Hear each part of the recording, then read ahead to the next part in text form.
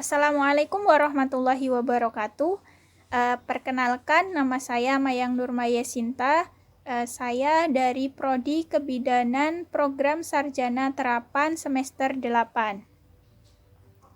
Pada kesempatan siang hari ini, saya akan membahas tentang soal vignet asuhan kebidanan pada bayi baru lahir, terutama asuhan segera pada bayi baru lahir. Sebelum kita membahas beberapa soal vignet, alangkah baiknya kita mengetahui terlebih dahulu bagaimana susunan soal vignet yang baik. Yang pertama, dalam susunan soal vignet itu harus terdiri dari yang pertama kasus atau vignet, kemudian dilengkapi dengan lead-in dan juga dengan 5 option yang terdiri dari 4 distraction dan 1 jawaban yang paling benar.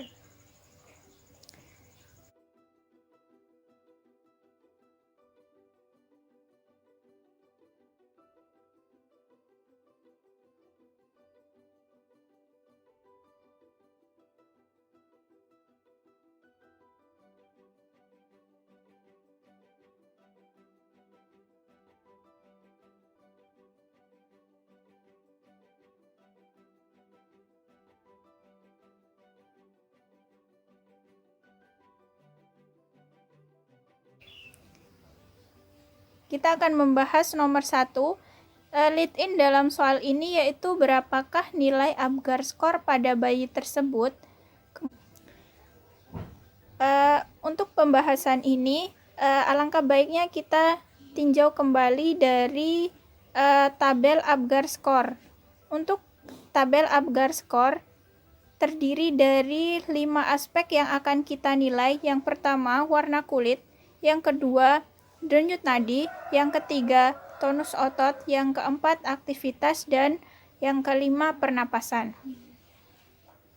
Dalam setiap aspek ini terdiri dari skor 0, skor 1, dan skor 2. Kita lihat kembali dari soal kasusnya. Di dalam soal kasus terdapat hasil pemeriksaan yaitu bayi menangis kuat. Bayi menangis kuat dalam tabel Apgar skor memiliki nilai 2. Kemudian warna kulit kemerahan seluruh tubuh. Warna kulit kemerahan seluruh tubuh yaitu juga nilainya 2. Kemudian kemudian nadi 110 kali per menit, 110 kali per menit juga skornya 2. Kemudian ekstremitas sedikit fleksi dan sedikit gerak itu nilainya masing-masing 1. Jadi jika kita jumlahkan dari hasil penjumlahan penilaian Apgar skor, jumlahnya yaitu sebanyak 8. Maka jawaban dari soal ini yaitu C, 8.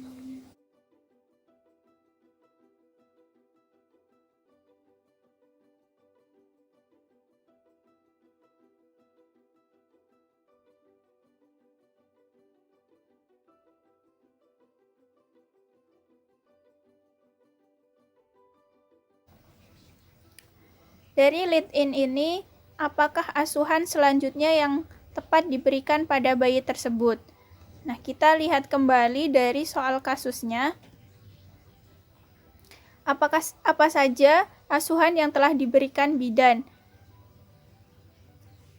Dari kalimat hasil pemeriksaan ibu dalam proses persalinan dan bidan segera memimpin persalinan. Setelah 5 menit, bayi lahir secara spontan langsung menangis kuat, kulit kemerahan, serta gerakan aktif. Kemudian, bidan melakukan tindakan pemotongan dan penjepitan tali pusat. Berarti, dalam kasus ini, bidan baru melakukan tindakan yaitu pemotongan dan penjepitan tali pusat. perlu kita ingat kembali untuk asuhan segera pada bayi baru lahir. Yang pertama, setelah bayi lahir, yang harus kita lakukan yaitu dengan melakukan penilaian sepintas, dengan menilai aspek-aspek Apgar Score tadi, kemudian juga menjaga kehangatan dengan membersihkan dari cairan-cairan seperti cairan ketuban dan darah yang menempel pada tubuh bayi. Kemudian pada 2 menit pertama setelah bayi lahir akan dilakukan penjepitan dan pemotongan tali pusat.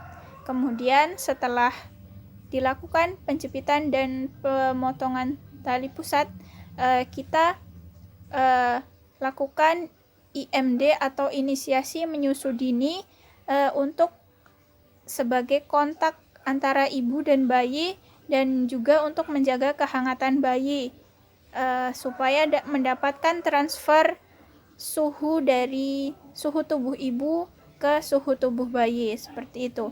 Kemudian setelah 1 jam dilakukan IMD, bayi akan dilakukan pemeriksaan fisik dan juga diberikan injeksi vitamin K dan pemberian salep mata.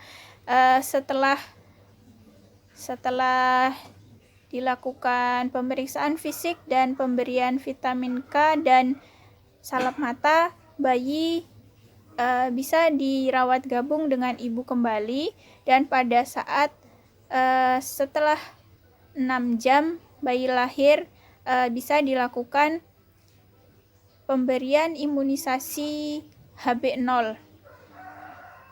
Dalam soal kasus ini, bidan telah melakukan tindakan pemotongan dan penjepitan tali pusat. Maka asuhan selanjutnya yang tepat diberikan pada bayi tersebut yaitu melakukan inisiasi menyusu dini. Pada option terdapat pada option D, melakukan inisiasi menyusu dini.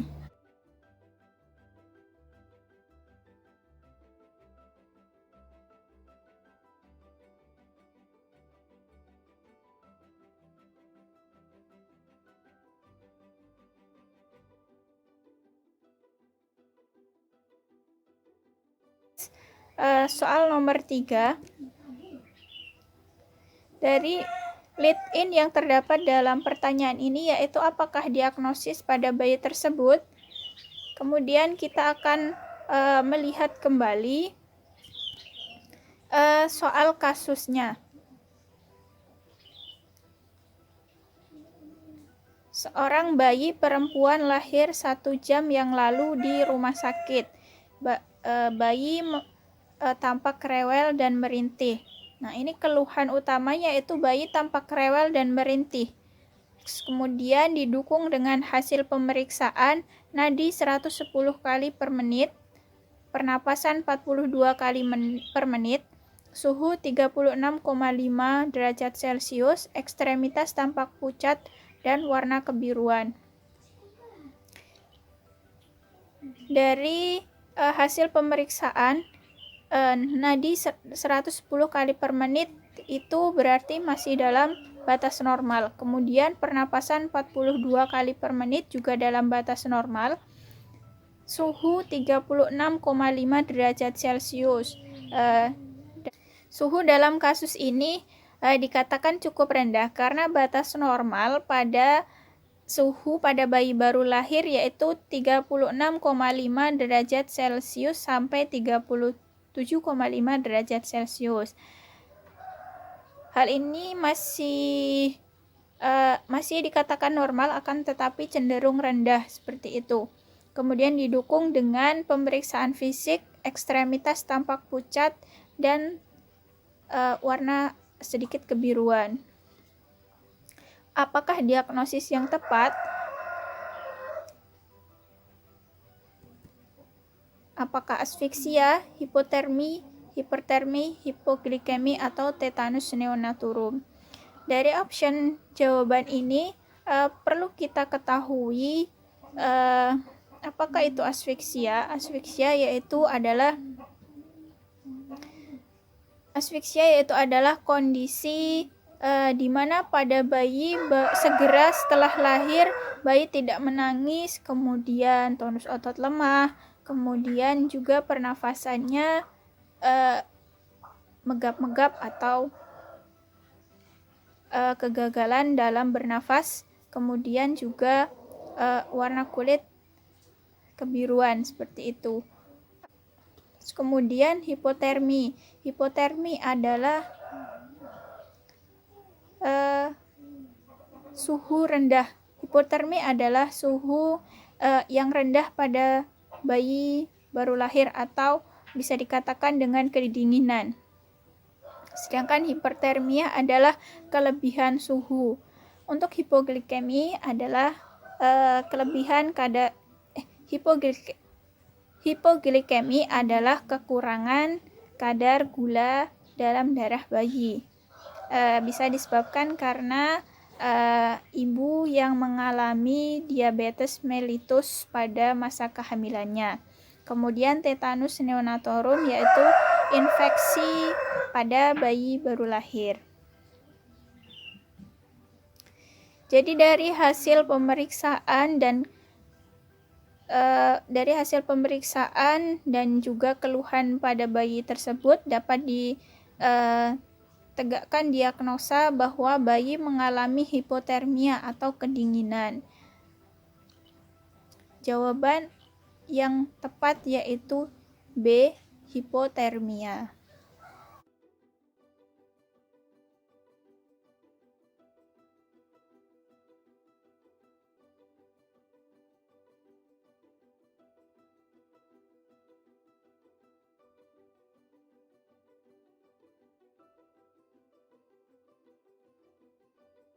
Soal nomor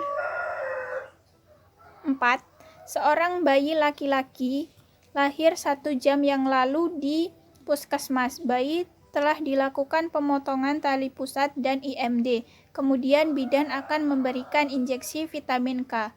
Hasil pemeriksaan nadi 100 kali per menit, respirasi 45 kali per menit, dan suhu 37,6 derajat Celcius. Berapakah dosis yang tepat untuk diberikan? Kita lihat kembali dari kasus, apakah asuhan yang akan diberikan pada bayi tersebut? Dari kasus ini, bidan telah melakukan asuhan pemotongan tali pusat dan IMD. Kemudian, bidan akan memberikan injeksi vitamin K. Nah, berapa dosis vitamin K yang tepat diberikan pada bayi baru lahir? Kita perlu ingat kembali berapakah dosis pemberian injeksi vitamin K pada bayi baru lahir, yaitu 1 mg. Nah, untuk jenis pemberian injeksi vitamin K itu sendiri ada 2 jenis, bisa menggunakan obat bermerek Neoka atau juga menggunakan Phytomenadion. Nah, masing-masing jenis kemasan obat vitamin K ini memiliki dosis masing-masing, sehingga untuk menghasilkan 1 mg vitamin K diperlukan perhitungan dalam pemberian 1 mg vitamin K. Untuk kemasan Neoka berisi 2 mg vitamin K per cc atau per mililiter. Jadi untuk kebutuhan pemberian vitamin K menggunakan Neoka yaitu adalah sebanyak 0,5 ml. Jika kita ingin menggunakan obat dengan kemasan Phytomenadion, Phytomenadion sendiri mengandung terdiri dari 10 mg per cc. Sehingga jika kita ingin menggunakan Phytomenadion 1 mg, maka dosis yang kita ambil untuk injeksi vitamin K yaitu sebanyak 0,1 ml. Maka jawaban yang tepat dari pertanyaan nomor 3 ini yaitu B. Phytomenadion 10 mg 0,1 ml.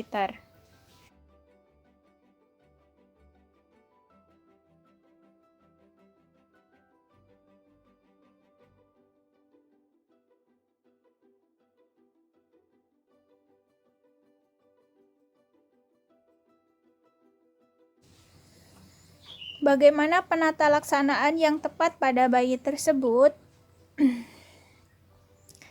Nah, kita akan bahas terlebih dahulu diagnosa pada bayi tersebut untuk menentukan penata laksanaan yang tepat.